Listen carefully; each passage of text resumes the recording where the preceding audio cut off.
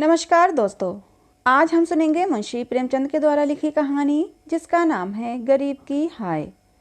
चलिए कहानी शुरू करते हैं। मुंशी राम सेवक भौएं चढ़ाए हुए घर से निकले और बोले, इस जीने से तो मरना भला है। मृत्यु को पिराया इस तरह के जितने निमंत्रण दिए जाते हैं, यदि वो सबको स्वीकार करती तो आज सारा संसार उजाड़ दिखाई देता। मुंशी राम सेवक चांदपुर गांव के एक बड़े रईस थे। रईसों के सभी गुण इनमें भरपूर थे। वो नित्य मुंसिफी कचहरी के हाथे में एक नीम के पेड़ के नीचे कागजों का बस्ता खोल एक टूटी सी चौकी पर बैठे दिखाई देते थे। किसी ने कभी उन्हें किसी इजलास पर कानूनी बहस या मुकदमे की पैरवी करते नहीं देखा था, परंतु उन्हें सब लोग मुख्तार साहब कहकर पुकारते थे। चाहे तूफान आए, पानी बरसे, ओले गिरे, पर मुख्तार साहब वहाँ से टस से मस न होते। जब वो कचहरी चलते तो देहातियों के झुंड उनके साथ हो लेते।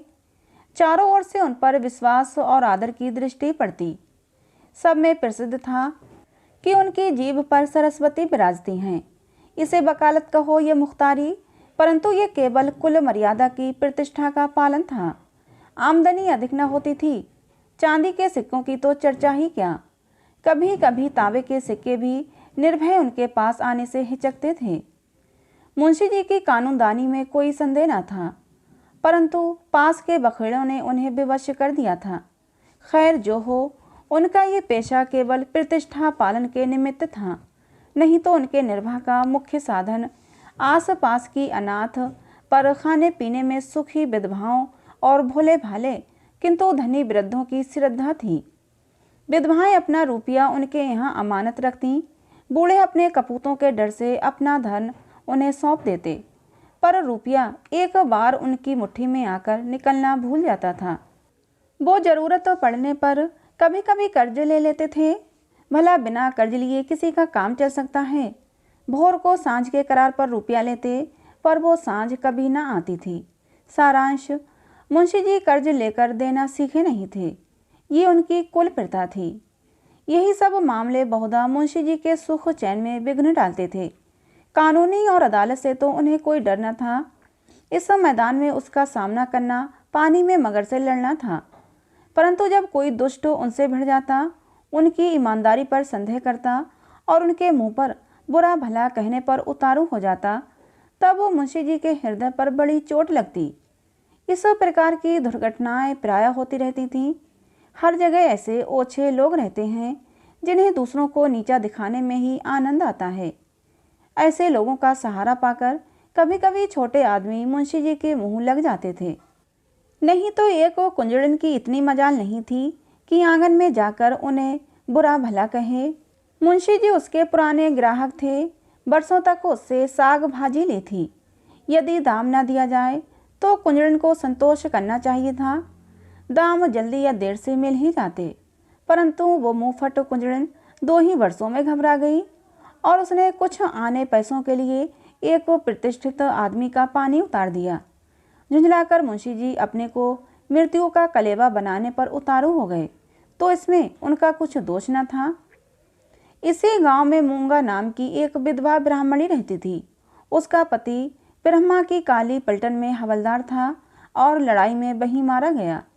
सरकार की ओर से उसके अच्छे कामों के बदले मूंगा को 500 रुपये मिले थे। विधवा स्त्री, जमाना नाजुक था। बेचारी ने सब रुपये मुंशी राम सेवक को सौंप दिए और महीने महीने थोड़ा थोड़ा उसमें से मांगकर अपना निर्वाह करने लगी। मुंशी जी ने यह कर्तव्य कई बरस तक तो बड़ी ईमानदारी के साथ पूरा किया, पर जब वो बूढ़ी होने पर भी मूंगा नहीं मरी और मुंशी जी को ये चिंता हुई कि शायद उसमें से आधी रकम भी स्वर्ग यात्रा के लिए नहीं छोड़ना चाहती, तो एक दिन उन्होंने कहा, मूंगा, तुम्हें मरना है या नहीं? साफ साफ कह दो कि मैं अपने मरने की फिक्र करूं। उस दिन मूंगा की आंखें खुलीं, उसकी नींद टूटी। बोली, मेरा हिसाब कर दो। हिसाब का चिट्ठा तैयार है। अमानत में अब 1 कौड़ी बाकी न थी। मूंगा ने बड़ी कड़ाई से मुंशी जी का हाथ पकड़कर कहा, अभी मेरे 250 रुपये तुमने दबा रखे हैं, मैं 1 कौड़ी भी न छोड़ूंगी। परंतु अनाथों का क्रोध पटाखे की आवाज़ है, जिससे बच्चे डर जाते हैं और असर कुछ नहीं होता। अदालत में उसका कुछ जोर न था, ना लिखा पढ़ी थी, ना हिसाब किताब। हाँ, पंचायत से कुछ आसरा था। पंचायत बैठी, कई गांव के लोग इकट्ठे हुए। मुंशी जी नियत और मामले के साफ थे, उन्हें पंचों का क्या डर। सभा में खड़े होकर पंचों से कहा, भाइयों, आप लोग सत्यनारायण और कुलीन हैं। मैं आप सब साहबों का दास हूँ। आप सब साहबों की उदारता और कृपा से, दया और प्रेम से मेरा रोम रोम कृतज्ञ है। और आप लोग सोचते हैं किस अनाथनी और विधवा स्त्री के रूप ही हड़प कर गया हूँ। पंचों ने एक स्वर से कहा, नहीं नहीं, आपसे ऐसा नहीं हो सकता।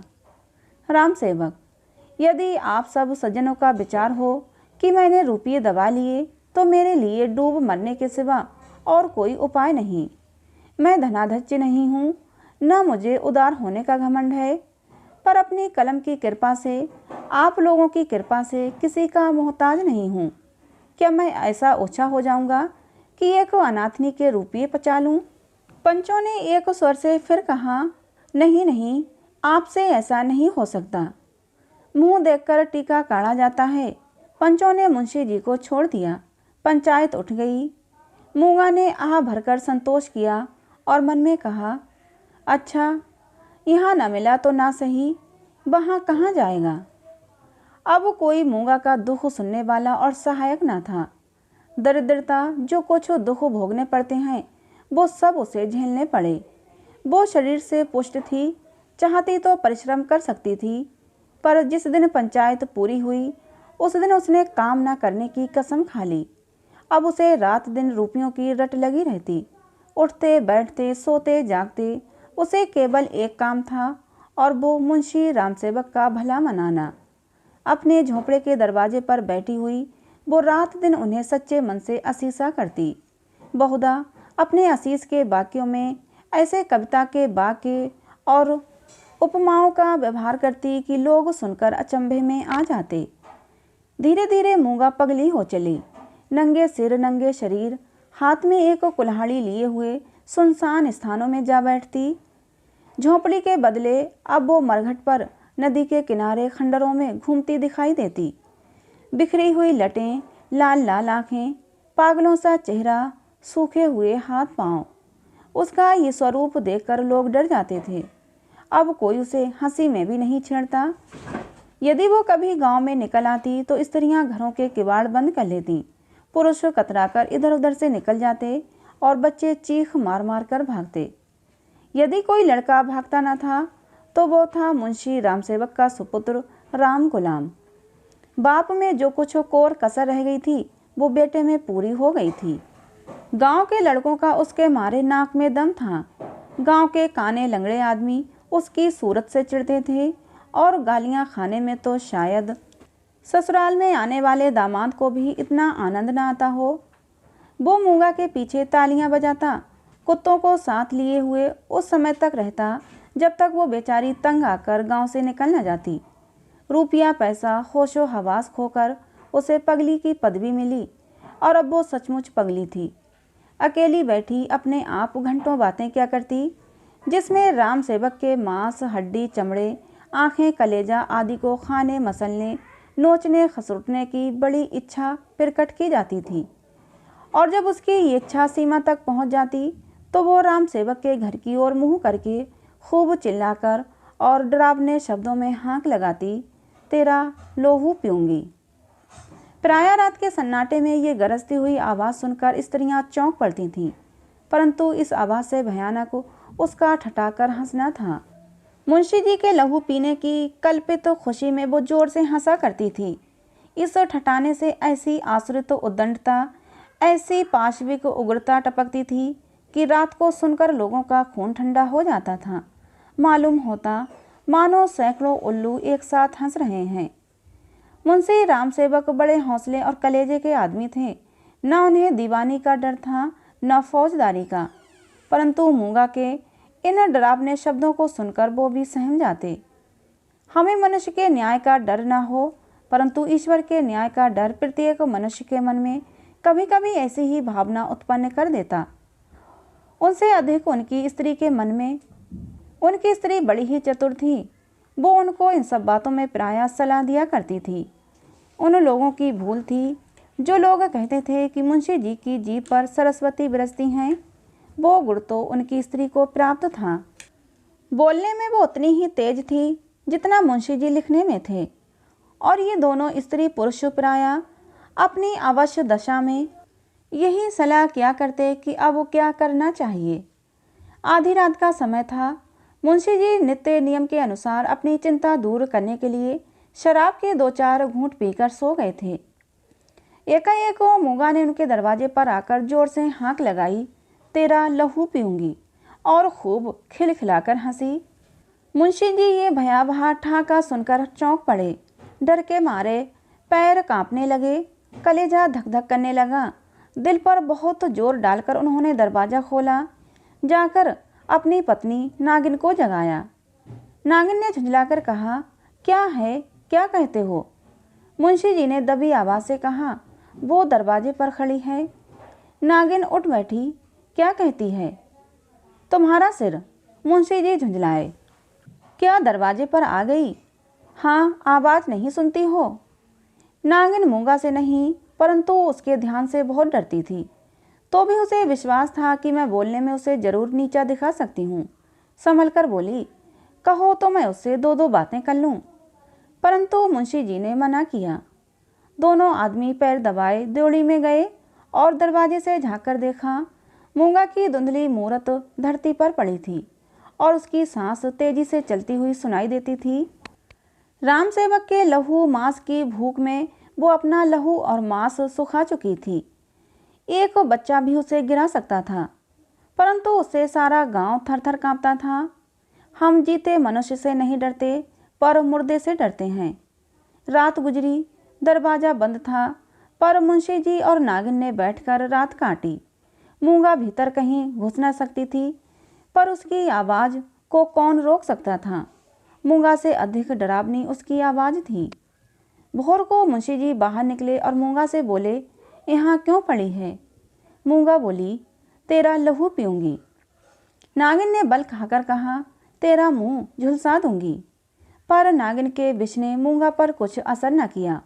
उसने जोर से ठहाका लगाया। नागिन खिसियानी सी हो गई। हंसी के सामने मुंह बंद हो जाता है। मुंशी जी फिर बोले, यहाँ से उठ जा। ना उठूंगी। कब तक पड़ी रहेगी? तेरा लहू पी कर जाऊंगी। मुंशी जी की प्रखर लेखनी का यहाँ कुछ जोर न चला और नागिन की आग भरी बातें यहाँ सर्द हो गईं। दोनों घर में जाकर सलाह करने लगे, ये बला कैसे टलेगी? इस आपत्ति से कैसे छुटकारा होगा? देवी आती है तो बकरे का खून पीकर चली जाती है, पर ये डायन मनुष्य का खून पीने आई है। वो खून जिसका अगर एक बूंद भी कलम बनाने के समय निकल पड़ती है तो अठवारों और महीनों सारे कुनबे को अफसोस रहता है, और ये घटना गांव भर में फैल जाती है। क्या वही लहू पीकर मूंगा का सूखा शरीर हरा हो जाएगा? गांव में ये चर्चा फैल गई। मूंगा मुंशी जी के दरवाजे पर धरना दिए बैठी है। मुंशी जी के आगमन में गांव वालों को बड़ा मजा आता था। देखते देखते सैकड़ों आदमियों की भीड़ लग गई। इस दरवाजे पर कभी कभी भीड़ लगी रहती थी। यह भीड़ राम गुलाम को पसंद न थी। मूंगा पर उसे ऐसा क्रोध आ रहा था कि यदि उसका बश चलता तो वो उसे कुएं में ढकेल देता। इस तरह का विचार उठते ही राम गुलाम के मन में गुदगुदी समा गई और बड़ी कठिनता से अपनी हंसी रोक सका। आहा, वो कुएं में गिरती तो क्या मजे की बात होती, परंतु ये चुड़ैल यहाँ से टलती ही नहीं। क्या करूं? मुंशी जी के घर में एक गाय थी जिसे खाली दाना और भूसा तो खूब खिलाया जाता, पर वो सब उसकी हड्डियों में मिल जाता। उसका ढांचा पुष्ट होता जाता था। राम गुलाम ने उसी गाय का गोबर एक हांडी में घोला और सब का सब बेचारी मूंगा पर उंडेल दिया। उसके थोड़े बहुत छींटे दर्शकों पर भी डाल दिए। बेचारी मूंगा लदफद हो गई और लोग भाग खड़े हुए। कहने लगे, ये मुंशी राम गुलाम का दरवाज़ा है, यहाँ इसी प्रकार का शिष्टाचार किया जाता है। जल्द भाग चलो, नहीं तो इससे भी बढ़कर खातिर की जाएगी। इधर भीड़ कम हुई, उधर राम गुलाम घर में जाकर खूब हंसा। मुंशी जी ने व्यर्थ की भीड़ को ऐसे सहज में और ऐसे सुंदर रूप से हटा देने के उपाय पर अपने सुशील लड़के की पीठ ठोकी। सब लोग तो चंपत हो गए, पर बेचारी मूंगा ज्यों की त्यों बैठी रह गई। दोपहर हुई, मूंगा ने कुछ नहीं खाया। सांझ हुई, हजार कहने सुनने से भी खाना नहीं खाया। गांव के चौधरी ने बड़ी खुशामद की, यहाँ तक कि मुंशी जी ने हाथ पैर तक जोड़े, पर देवी प्रसन्न न हुई। निदान मुंशी जी उठकर भीतर चले गए। वो कहते थे कि रूठने वाले को भूख आप ही मना लिया करती है। मूंगा ने ये रात भी बिना दाना पानी के काट दी। लाला जी और ललायल ने आज फिर जाग कर भोर किया। आज मूंगा की गरज और हंसी बहुत कम सुनाई पड़ती थी। घर वालों ने समझा बला टली। सवेरा होते ही जो दरवाज़ा खोलकर देखा तो वो अचेत पड़ी थी। मुंह पर मक्खियाँ भिनभिना रही थीं। उसके प्राण पखेरु उड़ चुके थे। वो इस दरवाजे पर मरने ही आई थी। जिसने उसके जीवन की जमा पूंजी हर ली थी, उसी को अपनी जान भी सौंप दी। अपने शरीर की मिट्टी तक उसको भेंट कर दी। धन से मनुष्य को कितना प्रेम होता है। धन अपनी जान से भी ज़्यादा प्यारा होता है, विशेषकर बुढ़ापे में। ऋण चुकाने के दिन ज्यों त्यों पास आते जाते हैं, त्यों त्यों उसका ब्याज बढ़ता जाता है। ये कहना यहाँ व्यर्थ है कि गांव में इस घटना से कैसी हलचल मची और मुंशी रामसेवक कैसे अपमानित हुए। एक छोटे से गांव में ऐसी असाधारण घटना होने पर जितनी हलचल हो सकती थी, उससे कहीं अधिक हुई। मुंशी जी का अपमान जितना होना चाहिए था, उससे बाल बराबर भी कम न हुआ। उनका बचा खुचा पानी भी इस घटना से चला गया। अब गांव का चमार भी उनके हाथ का पानी पीने को और उन्हें छूने को रवादार न था। यदि किसी घर से कोई गाय खूंटे पर मर जाती है तो वो आदमी महीनों द्वार द्वार भीख मांगता फिरता है। न नाई उसकी हजामत बनावे, न कहार उसका पानी भरे, न कोई उसे छुए। ये गौ हत्या का प्रायश्चित था। ब्रह्म हत्या का दंड तो इससे भी कड़ा है और इसमें अपमान भी बहुत है। मूंगा ये जानती थी और इसीलिए इस दरवाजे पर आकर मरी थी। वो जानती थी मैं जीते जी तो कुछ नहीं कर सकती, मरकर उससे बहुत कुछ कर सकती हूँ। गोबर का उपला जब जलकर खाक हो जाता है तब साधु संत उसे माथे चढ़ाते हैं। पत्थर का ढेला आग में जलाकर आग से अधिक तीखा और मारक होता है। मुंशी रामसेवक कानूनदा थे। कानून ने उन पर कोई दोष नहीं लगाया। मूंगा किसी कानूनी दफा के अनुसार नहीं मरी थी। ताजीरात हिंद में उसका कोई उदाहरण नहीं मिलता। इसीलिए जो लोग उनसे प्रायश्चित करवाना चाहते थे, उनकी भारी भूल थी। कुछ हर्ज नहीं, कहार पानी ना भरे ना सही, वो खुद पानी भर लेंगे। अपना काम खुद करने में भला लाज ही क्या। बला से नाई बाल न बनावेगा। हजामत बनाने का काम ही क्या है। दाढ़ी बहुत सुंदर वस्तु है। दाढ़ी मर्द की शोभा और श्रृंगार है, और जो फिर बालों से ऐसी गिन होगी तो एक एक आने में तो अस्तुरे मिलते ही हैं। धोबी कपड़े न धोएगा, इसकी भी कुछ परवाह नहीं। साबुन तो गली गली कौड़ियों के मोल आता है। एक बट्टी साबुन में दर्जनों कपड़े ऐसे साफ हो जाते हैं जैसे बुगले के पर। धोबी क्या खाकर ऐसा कपड़ा धोएगा। पत्थर पर पटक पटक कर कपड़ों का लत्ता निकाल देता है। आप पहने, दूसरों को भाड़े पर पहनाए, भट्टी में चढ़ाए, रेह में भिगोए। कपड़ों की तो दुर्गति कर डालता है। जब ही तो कुर्ते 2-3 साल से अधिक नहीं चलते। नहीं तो दादा हर 5वें बरस 2-3 अचकन और 2 कुर्ते बनवाया करते। मुंशी रामसेवक और इनकी स्त्री ने दिन भर यूं ही बैठकर अपने मन को समझाया। सांझ होते ही उनकी तर्कनाएं शिथिल हो गईं। अब उनके मन पर भय ने चढ़ाई की। जैसे तैसे रात बीती थी, भय भी बढ़ता जाता था। बाहर का दरवाज़ा भूल से खुला रह गया था, पर किसी की हिम्मत न पड़ती थी कि जाकर दरवाज़ा तो बंद कराए। निदान नागिन ने हाथ में दिया लिया, मुंशी जी ने कुल्हाड़ा, राम गुलाम ने गंडासा। इस ढंग से तीनों आदमी चौंकते हिचकते दरवाजे पर आए। यहाँ मुंशी जी ने बहादुरी से काम लिया। उन्होंने निधड़क दरवाजे से बाहर निकलने की कोशिश की। कांपते हुए पर ऊंची आवाज़ में नागिन से बोले, तुम व्यर्थ डरती हो, वो क्या यहाँ बैठी है। पर उनकी प्यारी नागिन ने उन्हें अंदर खींच लिया और झुंझलाकर बोली, तुम्हारा यही लड़कपन मुझे अच्छा नहीं लगता। यह दंगल जीतकर तीनों आदमी रसोई के कमरे में आए और खाना पकने लगा, परंतु मूंगा उनकी आंखों में घुसी हुई थी। अपनी परछाई को देखकर मूंगा का भय होता था। अंधेरे कोने में मूंगा बैठी हुई मालूम होती थी। वही हड्डियों का ढांचा, वही बिखरे हुए बाल, वही पागलपन, वही डरावनी आंखें, मूंगा का नक्श दिखाई देता था। इसी कोठरी में आटे दाल के कई मटके रखे हुए थे। वहाँ कुछ पुराने चीथड़े भी पड़े हुए थे। एक चूहे को भूख ने बेचैन किया। मटकों ने कभी अनाज की सूरत न देखी थी, पर सारे गांव में मशहूर था कि इस घर के चूहे गजब के डाकू हैं। तो चूहे उन दानों की खोज में जो मटकों से कभी नहीं गिरे थे, रेंगता हुआ एक चीथड़े से नीचे आ निकला। कपड़े में खड़खड़ाहट हुई। फैले हुए चीथड़े मूंगा की पतली टांगें बन गईं।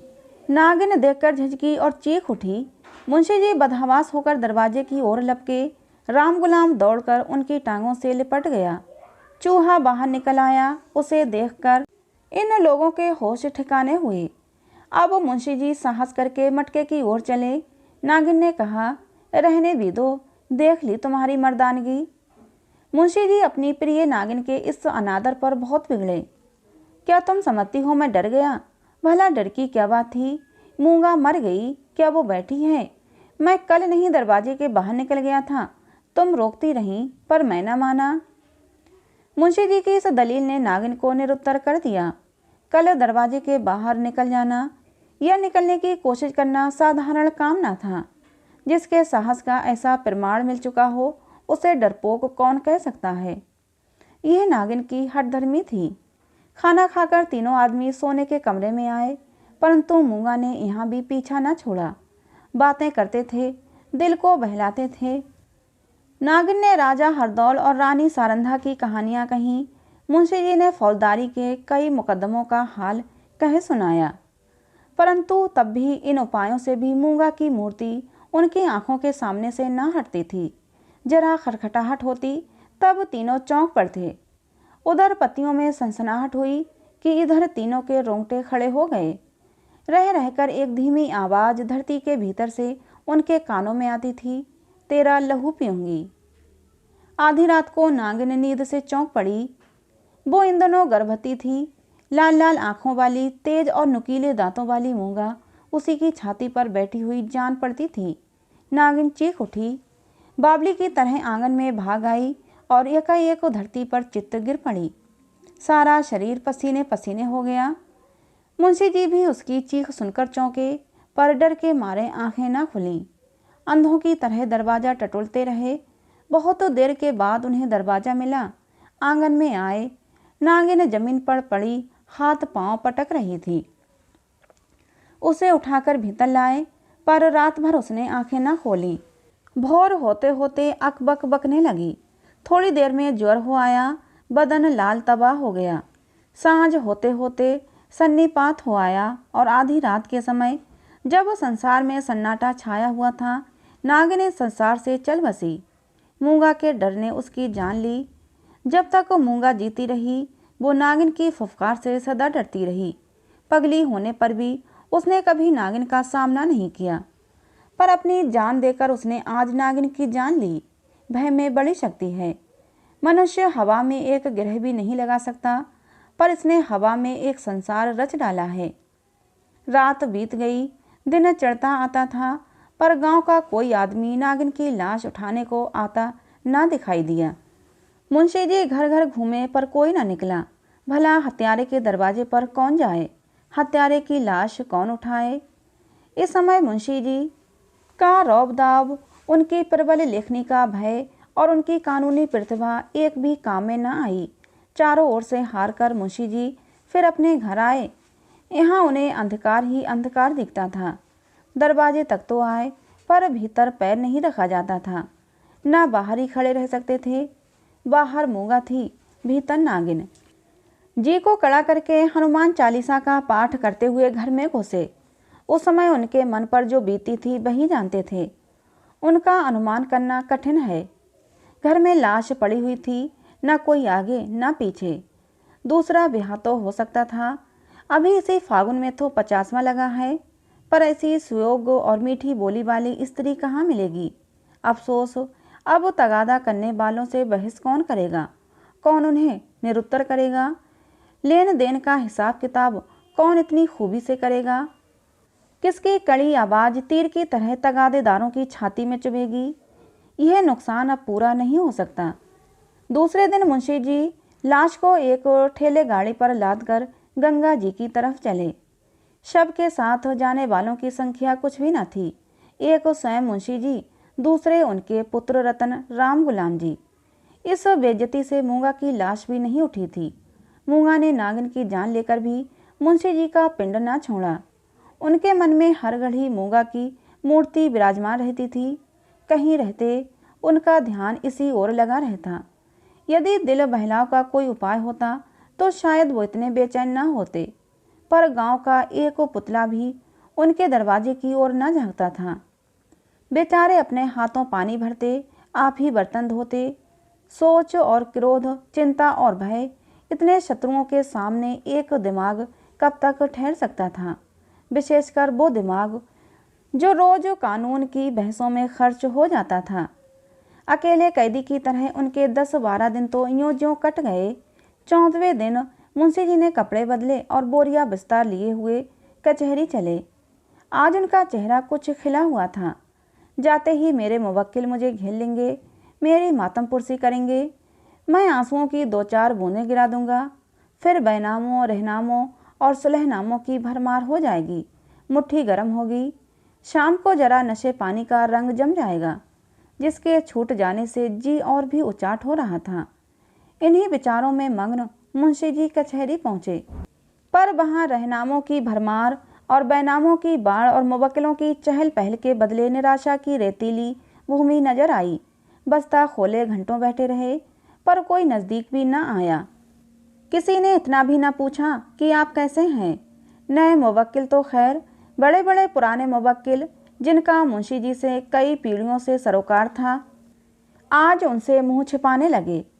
वो नालायक और अनाड़ी रमजान, जिसके मुंशी जी हंसी उड़ाते थे और जिसे शुद्ध लिखना भी न आता था, गोपियों में कन्हैया बना हुआ था। वाहरे भाग्य, मुवक्किल तो यूं मुंह फेरे चले जाते हैं मानो कभी की जान पहचान ही नहीं। दिन भर कचहरी की खाक छानने के बाद मुंशी जी अपने घर चले, निराशा और चिंता में डूबे हुए। ज्यों-ज्यों घर के निकट आते थे, मूंगा का चित्र सामने आता था। यहाँ तक कि जब घर का द्वार खोला और 2 कुत्ते, जिन्हें राम गुलाम ने बंद कर रखा था, झटपट बाहर निकले तो मुंशी जी के होश उड़ गए। एक चीख मारकर जमीन पर गिर पड़े। मनुष्य के मन और मस्तिष्क पर भय का जितना प्रभाव होता है, उतना और किसी शक्ति का नहीं। प्रेम, चिंता, निराशा, हानि, ये सब मन को अवश्य दुखित करते हैं। ये हवा के हल्के झोंके हैं और भय प्रचंड आंधी है। मुंशी जी पर इसके बाद क्या बीती मालूम नहीं। कई दिन तक लोगों ने उन्हें कचहरी जाते और वहां से मुरझाए हुए लौटते देखा। कचहरी जाना उनका कर्तव्य था, और यद्यपि वहां मुवक्किलों का अकाल था, तो भी तगादे वालों से गला छुड़ाने और उनको भरोसा दिलाने के लिए अब यही एक लटका रह गया था। इसके बाद कई महीनों तक वो दिख ना पड़े। बद्रीनाथ चले गए। एक दिन गांव में एक साधु आया, भभूत रमाए, लंबी लंबी जटाएं, हाथ में कमंडल। इसका चेहरा मुंशी रामसेवक से बहुत मिलता जुलता था। बोलचाल भी अधिक भेदभाव न था। वो एक पेड़ के नीचे धूनी रमाए बैठा था। उसी रात को मुंशी रामसेवक के घर धुआं उठा, फिर आग की ज्वाला दिखने लगी और आग भड़क उठी। गांव के सैकड़ों आदमी दौड़े, पर आग बुझाने के लिए नहीं, तमाशा देखने के लिए। एक गरीब की हाय में कितना प्रभाव है। राम गुलाम मुंशी जी के गायब हो जाने पर अपने मामा के यहाँ चला गया और वहाँ कुछ दिनों रहा, पर वहाँ उसकी चाल ढाल किसी को पसंद न आई। एक दिन उसने किसी के खेत में मूली नोची। उसने 2-4 धौल लगाए। उस पर वो इस तरह बिगड़ा कि जब उसके चने खलिहान में आए तो उसने आग लगा दी। सारा का सारा खलिहान जलकर खाक हो गया। हजारों रुपयों का नुकसान हुआ। पुलिस ने तहकीकात की। राम गुलाम पकड़ा गया। इसी अपराध में वो चुनार के रिफॉर्मेटरी स्कूल में मौजूद है। तो दोस्तों ये कहानी थी मुंशी प्रेमचंद के द्वारा लिखी, जिसका नाम था गरीब की हाय। एक गरीब की हाय ने पूरे परिवार को बर्बाद कर दिया था। ये कहानी आपको कैसी लगी ज़रूर बताना। अच्छी लगी हो तो प्लीज़ इसे एक लाइक और चैनल को सब्सक्राइब जरूर कर लेना। मिलते हैं अगली किसी नई कहानी में।